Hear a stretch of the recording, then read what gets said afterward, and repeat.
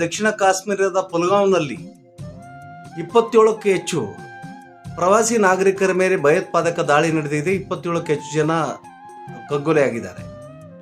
ಈ ಒಂದು ಭಯೋತ್ಪಾದಕ ದಾಳಿಯನ್ನು ಕಗ್ಗೊಲೆಯನ್ನು trade union centre of India ಕೇಂದ್ರ ಸಮಿತಿ ಉಗ್ರವಾಗಿ ಖಂಡಿಸುತ್ತದೆ.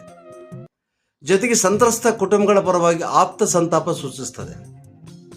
ಜೊತೆಗೆ ಕೇಂದ್ರ ಸರ್ಕಾರ, ಮೋದಿ ಸರ್ಕಾರ ಜಮ್ಮು ಕಾಶ್ಮೀರದಲ್ಲಿ ಕಲಂ 371 ಅನ್ವಯ ಹಾಗೂ ಅತ್ಯಾಧುನಿಕ ಮಿಲಿಟರಿ ಕಾರ್ಯಾಚರಣೆಯ ಮೂಲಕ ಶಾಂತಿ ಸ್ಥಾಪನಾ ಮಾಡಲಾಗಿದೆ ಅನ್ನೋ ವಾಗ್ದಾನ ಏನಿದೆ, ಮೋದಿ ವಾಗ್ದಾನ, ಇದು ಸುಳ್ಳಾಗಿದೆ. ಅಲ್ಲಿ ಶಾಂತಿ ಇಲ್ಲ. ಸೈನಿಕ ಕಾರ್ಯಾಚರಣೆಯ ಮೂಲಕ, ಕೇವಲ ಸೈನಿಕ ಕಾರ್ಯಾಚರಣೆ ಮೂಲಕ ಜಮ್ಮು ಕಾಶ್ಮೀರದಲ್ಲಿ ಶಾಂತಿ ಅಸಾಧ್ಯ, ಭಯೋತ್ಪಾದನೆ ನಿರ್ಮೂಲನೆ ಅಸಾಧ್ಯ ಅಂತೇಳಿ ಮತ್ತೆ ಸಾಬೀತಾಗಿದೆ. ಹಾಗಾಗಿ ನಾವು ಬಹಿರಂಗವಾಗಿ ಕೇಳೋದಿರಂದ್ರೆ, ನಿನ್ನೆ ನಡೆದ ಭಯೋತ್ಪಾದಕ ದಾಳಿಯ ಸಂದರ್ಭದಲ್ಲಿ ಅಲ್ಲಿನ ಪ್ರದೇಶ ಸುರಕ್ಷಿತವಾಗಿಲ್ಲ. ಕೇಂದ್ರ ಸರ್ಕಾರದ ವಾಗ್ದಾನ ಕಾರ್ಯಕ್ರಮದ ಪ್ರಕಾರ ಆ ಪ್ರದೇಶದಲ್ಲಿ ಪ್ರತಿ 15 ಜನಕ್ಕೆ ಒಬ್ಬ ಸೈನಿಕನಿದ್ದಾನೆ.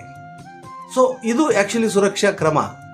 ಆದಾಗಲೂ ಅಲ್ಲಿ ಭಯೋತ್ಪಾದಕ ದಾಳಿ ಆಗಿದೆ, ಯಾವುದೇ ಸೈನಿಕ ನಾಗರಿಕ ಸಹಾಯಕ್ಕೆ ಬಂದಿಲ್ಲ. ಇದು ಒಟ್ಟಾರೆ ಕೇಂದ್ರ ಸರ್ಕಾರದ ವೈಫಲ್ಯವನ್ನು ತೋರಿಸ್ತದೆ.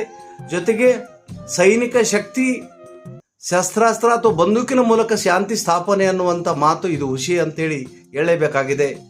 ಎಲ್ಲಿವರೆಗೆ ಜಮ್ಮು ಕಾಶ್ಮೀರ ಜನತೆಯ ಸಹಕಾರ, ಸಹಭಾಗಿತ್ವ, ಸಂಪೂರ್ಣ ಬೆಂಬಲ ಸಿಗದಿಲ್ಲೋ ಅಲ್ಲಿವರೆಗೆ ಆ ಕಡಿಮೆ ರಾಜ್ಯದಲ್ಲಿ ಶಾಂತಿ ಸ್ಥಾಪನೆ ಅಥವಾ ಭಯೋತ್ಪಾದನೆ ನಿರ್ಮೂಲನೆ ಅನ್ನೋದು ಒಂದು ಹುಸಿವಾದ ಆಗ್ತದೆ.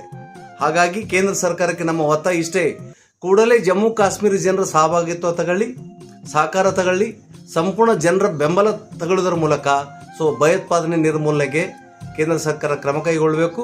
ಜೊತೆಗೆ ಇವತ್ತೇನು ಜಮ್ಮು ಕಾಶ್ಮೀರದ ಜನ ಜಮ್ಮು ಕಾಶ್ಮೀರ ಬಂದ್ಗೆ ಕರೆ ನೀಡಿದ್ದಾರೆ, ಆ ಬಂದ್ ಕರೆಗೆ trade union centre of India ಸಂಪೂರ್ಣ ಬೆಂಬಲ ವ್ಯಕ್ತಪಡಿಸ್ತದೆ.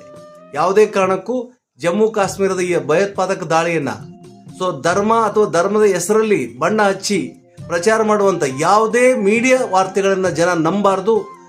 ಜಮ್ಮು ಕಾಶ್ಮೀರ ಕಣಿವೆಯಲ್ಲಿ ಹಲವು ದಶಕಗಳಿಂದ ಹಿಂಸೆ ತಾಂಡವಾಡ್ತಿದೆ, ಭಯೋತ್ಪಾದನೆ ನಡೀತಾ ಇದೆ, ಕಗ್ಗೊಲೆ ನಡೀತಾ ಇದೆ. ಕೊಂದವರು ಯಾರು ಪ್ರಶ್ನೆ ಬೇರೆ, ಸತ್ತವರು ಯಾರಂದ್ರೆ ಜಮ್ಮು ಕಾಶ್ಮೀರದ ಜನ, ಅವರು ಭಾರತೀಯರು. ಅದರಲ್ಲಿ ಅತಿ ಹೆಚ್ಚು ಸಂಖ್ಯೆಯಲ್ಲಿ ಮುಸಲ್ಮಾನರಿದ್ದಾರೆ, ಹಿಂದೂಗಳಿದ್ದಾರೆ, ಅಮಾಯಕರಿದ್ದಾರೆ, ಪ್ರವಾಸಿಗರಿದ್ದಾರೆ. ಹಾಗಾಗಿ ಶಾಂತಿ ಸ್ಥಾಪನೆಗೆ ಜನರ ಬೆಂಬಲ ಮತ್ತು ಕಾನೂನಿನ ಕ್ರಮ ಎರಡೂ ಅಗತ್ಯ ಇದೆ. ಧನ್ಯವಾದ.